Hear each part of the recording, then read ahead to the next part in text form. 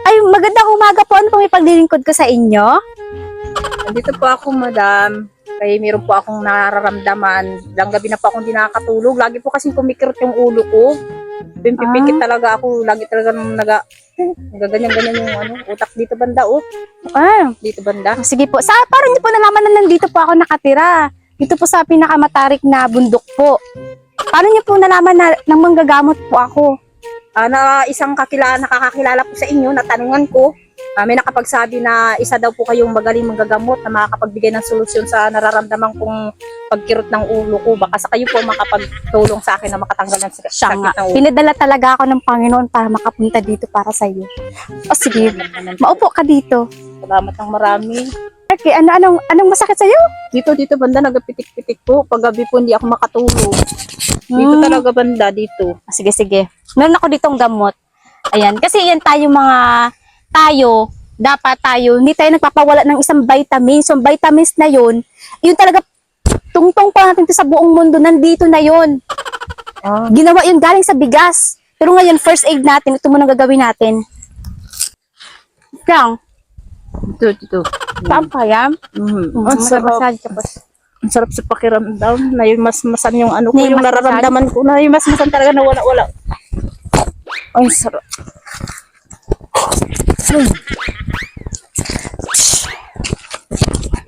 Yung nga, parang yung musok-usok na. Napunta na sa langit. Nakaano. Ayan po, ito po ay 5 times a day. Ito ay gawa sa kape. Lihalo na po to siya. Tingnan ko lang sila. By 11 years old. Yan. Kada tubig niyo po to ha. Opo. Kada kain niyo tubig. Pag nabulunan po kayo, ito lang yung gamot. Makakatulog kayo nito. Try ko ngayon. Try mo. Ang namdaman mo. Ang sarap. Nawala na. Nawala na. Ang galing niyo po. Tumipik tayo. Sige na, dun pahinga na po kayo doon. Sa next patient natin ay si Tatay. Kamusta po kayo, Tay? Ito, Ano pong naramdaman nyo, Tay? Buti nakasabay po kayo sa kanila. Ano pong naramdaman nyo, Tay? meron akong gustong Ano po paggamot mo, Tay? magpapagamot ako sa inyo. Ano po Kasi- paggamot mo, Tay? Matagal na akong nawawala ang buhok ko. Ngayon, ang gusto ko sanang mangyari, kung po pwede masolusyonan na maggamot itong ulo ko. Kasi utay-utay na bang napapanot ang buhok ko, nauubos. Ewan ko kung bakit.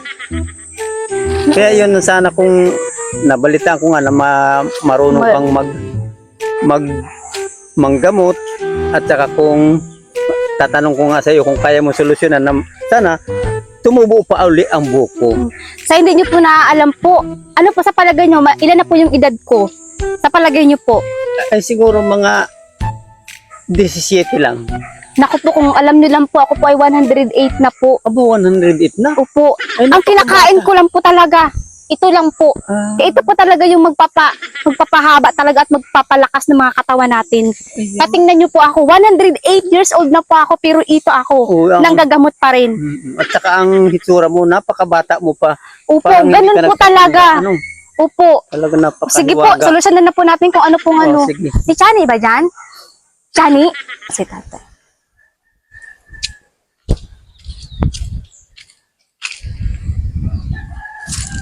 Ilan bang anak mo, Tay? 4 sila. 4. Mm. So, dapat kung 4, hindi ganyan ka. Parang milyon yata yung nawala, Tay. Eh, ang ano kasi, hindi ko malaman kung bakit nagiging Kasi bibilis sabi ang nila, ano Tay, ko, pag nababilis ang daw pagkaalis. maubos daw ang buhok ng ating mga parents, ayun, ano daw, at problema daw sa mga anak. Nagbibigay ba ng stress sa'yo ang inyong mga anak? Ay hindi, wala.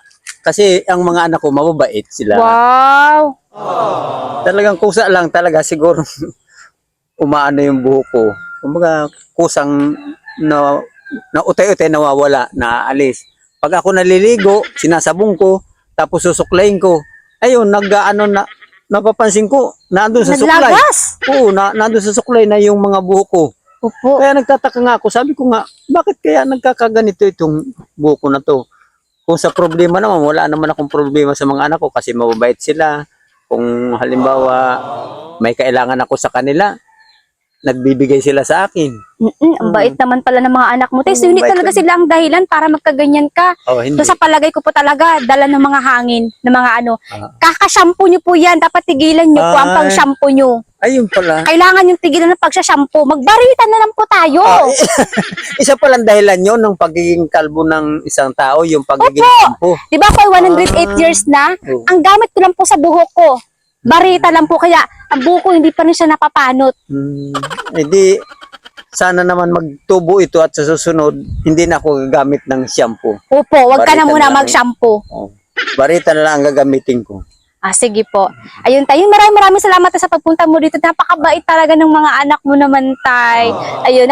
Shout out sa mga anak mo, Tay. Ayun. Ang bait mo rin isang ang bait mo rin isang tatay. Tatay na rin kita, Tay. Ayan na. Pero sige. may salita pa kung isa. Mm. Yung baritang gagamitin ko, hindi yung baritang sabon. O anong barita? Yung barita na panghukay ng lupa. Ay, ang ganda naman ng bisita ko. Ang ganda naman ng bisita ko. Taga saan ka pa? Taga Baong. Taga Baong. O paano mo nalaman na magagamot ako? Napanood kasi kita sa vlog mo. Hindi talaga ako masyadong naglalabas-labas kasi nga confidential talaga yung panggagamot ko. Halos ayaw ko talaga.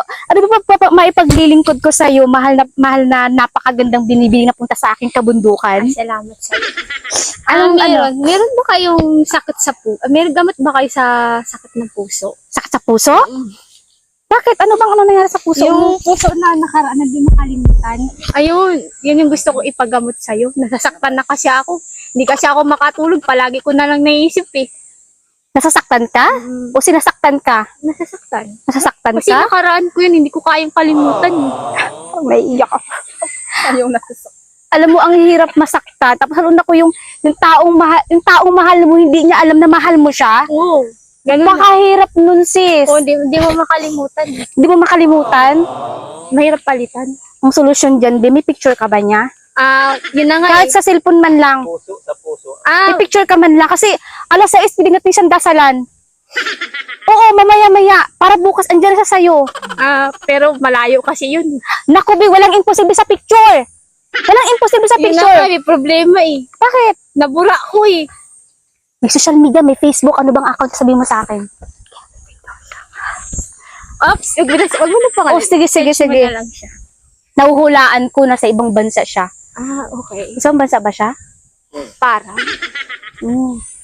O sige, yun lang, isend mo sa akin ng picture dahil mayroon akong kandila, isang karton na kandila. Kasi marami talaga nagpapagamot sa akin about sa ganyang pag-ibig. Lalo na yung pag-ibig mo na yun, hindi ka naman minamahal, mapapaibig natin siya in seconds. Okay. Kailangan yung picture, ipakita mo, isend mo sa akin right away. Sige. Okay? O sige na. O sige, ayun lang, ito naman, papainom ko sa'yo para mananatiling mahal mo siya. At pero sa akin, mapapayo ko sa'yo, pag alam mo naman na hindi ka na mahal, huwag ka na magstay. Huwag mo na siyang isipin. Pero kung desperate ka na talaga, i-go mo yan, ipadala mo sa akin yung picture yan, in seconds, mapapasayo na siya sa'yo. 3 kandila lang yan.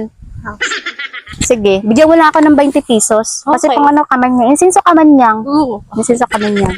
Sige, tayo na. Yan. Bubugahan pa kita kasi importante to. What? Sa puso?